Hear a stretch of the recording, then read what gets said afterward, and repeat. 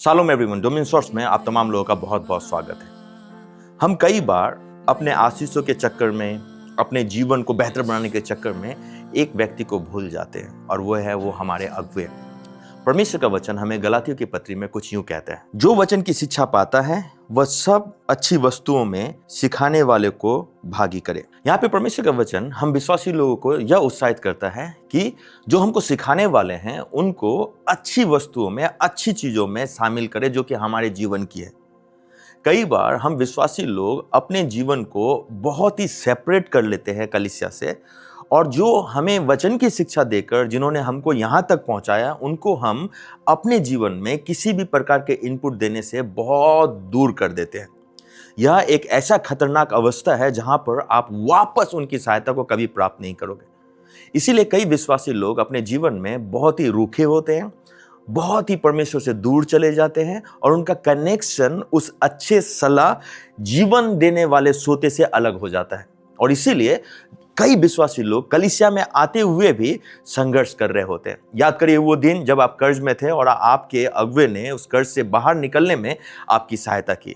याद करिए वो दिन जब आप साइकिल चलाते थे लेकिन आपके अगुवे के कारण, अगुवे के सलाह के कारण आप इस स्तर पर पहुंचे। और आज आप में से कई लोग अपने अगुवे के सलाह को माने बिना वो कार्य कर रहे हैं जो परमेश्वर के वचन के विरोध में तो है ही, लेकिन एक सामाजिक तौर पर जीने वाले जो सिद्धांत है उसके भी विरोध में है। परमेश्वर के वचन के विरोध में एक व्यक्ति जाता है, लेकिन उसे सुधारा जा सकता है जब वह व्यक्ति अपने सिखाने वाले के अधीनता में बैठा रहे। दुखद बात यह है कि हम में से बहुत सारे लोग उस सिखाने वाले लोगों की अधीनता में है ही नहीं, और इसीलिए शैतान को मौका मिलता है और वो हमें फाड़ खाता है। याद करिए वो दिन जब आपके पास में कुछ नहीं था और आपके आत्मिक अगुओं ने आपकी सहायता की यहाँ तक पहुँचने के लिए।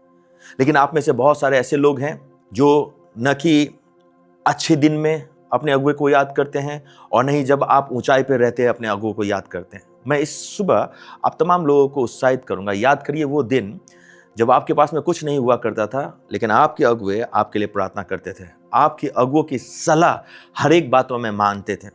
आज आप कहाँ पर उनके सलाह को मान रहे हैं? आप शादी कर रहे हैं उनसे बिना पूछे, बच्चों का बर्थडे मना रहे हैं उनसे बिना पूछे, गाड़ियां लेकर आ रहे हैं बिना प्रार्थना किए, विवाह में जा रहे हैं बिना प्रार्थना किए, बिना सलाह में, किसी दूसरे के साथ में संबंध स्थापित कर रहे हैं बिना किसी सुरक्षा के और बिना किसी सलाह के। अब ऐसे में जब आप कुछ गलत करोगे तो कौन है जो आपके लिए प्रार्थना करेगा? कौन है जो सुरक्षा का कवच बनकर आपको लगातार सलाह देगा? अब हमें से बहुत सारे लोगों के पास में एक बात ये होती है कि परमेश्वर हमारा सुरक्षा करने वाला है। Well, let me tell you one thing, अगर इस पृथ्वी पर आपको सुरक्षा देने के लिए कोई हाथ नहीं है तो डायरेक्टली परमेश्वर कभी भी आपकी सहायता नहीं कर सकता है। इसीलिए परमेश्वर का वचन लूका रचित सुसमाचार में हमें यूं कहता है, दो तो तुम्हें दिया जाएगा, लोग पूरा नाप हिला हिला के, दबा दबा के, गिरने योग्य तुम्हारे गोद में ला के देंगे। यहाँ पर एक बात आपको नोट करने की जरूरत है और वो ये कि यहाँ पर जब आप देते हो तो परमेश्वर नहीं दे रहा है बल्कि लोग दे रहे हैं। उसी तरीके से जब आपको परमेश्वर की सुरक्षा चाहिए रहती है तो लोग हैं जो आपको सुरक्षा प्रदान करते हैं, जिनके अधीनता में आकर परमेश्वर उनको सलाह देता है और उनकी बातें आप तक पहुंचती हैं। अगर आप अपने अगुवे से बहुत दूर आ गए हैं, मैं सुबह आपको उत्साहित करूंगा, जाएं उनसे जाके मेल करें। अगर आप अपने अगुओं को बातें बताना छोड़ दिए हैं, सलाह लेना छोड़ दिए हैं, आप एक डेंजर जोन में हैं। आप इस बात पर विचार करें या ना करें, लेकिन आप एक बहुत खतरनाक स्तर में हैं।